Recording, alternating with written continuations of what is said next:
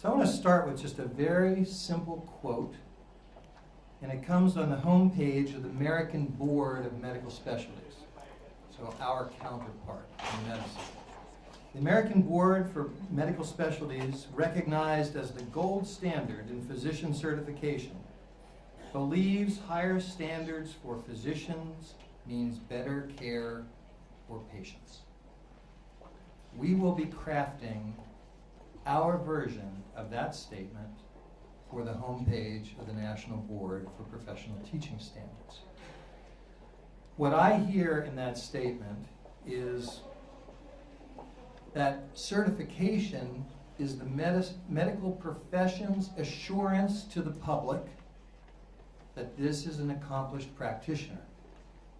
And since they believe that certified physicians make a difference in patient care, you must conclude only one thing. You have to have as many board-certified physicians as possible. That's how it works. The medical profession has become, I think we'd all agree, the epitome of the definition of a profession.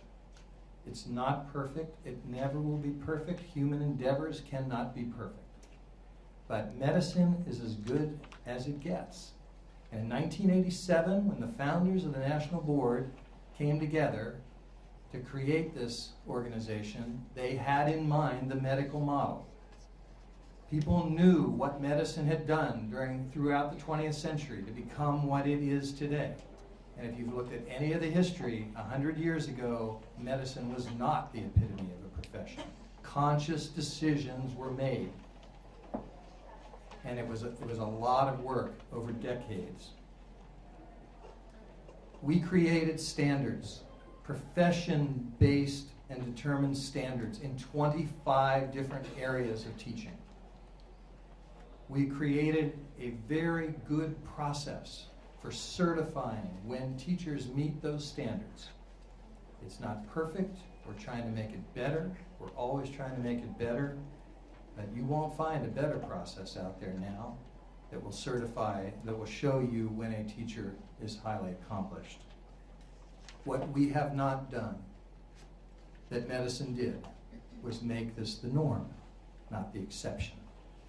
It has to be what everyone in our profession aspires to. That's how you define a profession. Professions are not led by an elite group of Navy SEALs. A profession means across the board you have accomplished practitioners. That's what we have to strive for. We're proud of the 106,000 board certified teachers who are out there now. I've got 18 of the best ones right here on either side of me, and you're going to hear from them in a minute. But that's 3%. And that means that most children in this country will never sit in a classroom with a National Board Certified teacher. If only 3% of our physicians were board certified, we would not have the quality of health care in this country that we have today. We're proud of Wyoming, 7% of the teachers. Mary has bigger aspirations for that. She's only about growing that number. And the board certified teachers in the state of Wyoming are helping to do that. What we want to talk with the members of the House and the Senate who have lived this experience themselves as physicians, we think that they are in a great position to understand what we're trying to do to help teaching get to the same place. No one talks about this work better than board certified teachers, and I'd like to turn to some of them now.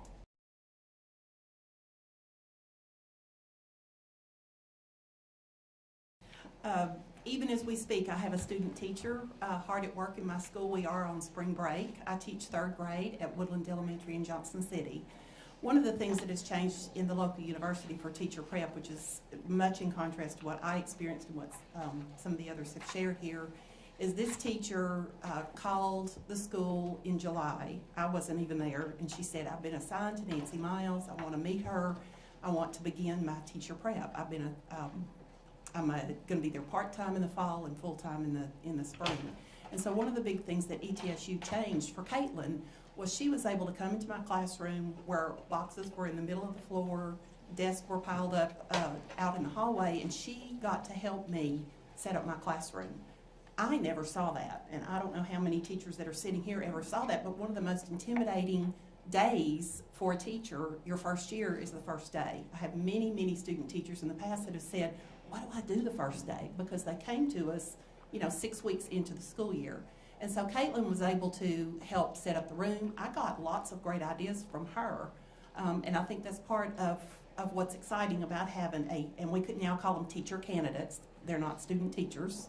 Language-wise, we've changed that. But as a teacher candidate, I've learned a lot of things from her and her fresh ideas coming from school, just like when I had my children.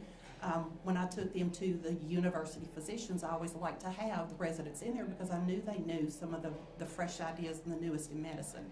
And so we're able to share together in our planning. She is not intimidated one single bit. I've gotten several texts already this morning from her about where's this particular book or how should I do homework for next week. She has built a rapport with the students because she's been there from day one. She has sat in on many difficult parent conferences where we've had to share with a parent what a great personality and how friendly and how kind their student is, but they're just not making progress like they should. And that's a hard thing to tell a parent. And if you've never done that before and you've never seen it done and you've not seen how that conversation can be a positive thing for a parent, it's very intimidating. And so this is the first year that I've had a full-time teacher candidate in my classroom, and it's going to be phenomenal for her. I wish we all had had that same kind of experience because Caitlin will not be intimidated. She might be nervous on her first day. I predict that she will, but she will be a sought-after candidate because she's been able to be in my classroom. She's seen me struggle. She's seen me make hard decisions. She's seen me change a lesson plan, and she's gotten to understand, or gotten to the point to understand that what's on that piece of paper, you've got to change sometimes in your head. And this is March, and she's just now seeing that happens and how that works. And it probably took me 2 or 3 years to figure out that there's a voice talking in my head while I'm changing a lesson plan to fit a particular child's need. So the experience that she's had through that is just tremendous for her. Another thing that I'd like to share that she is doing, she's participating in a portfolio assessment, which is the EdTPA. I'm not even sure what that stands for, but I know that it's based on national board certification. And so she has written numerous lesson plans, delivered those lessons, videoed those lessons, been surprised at what was happening during those lessons, and so she's been able to reflect on truly what is it I'm doing well and what do I need to do different. So she already has a taste for what certification that we went through is all about, and I'm very, very proud of the growth that she's been through, and I know I'm sure she'll be a future certified teacher.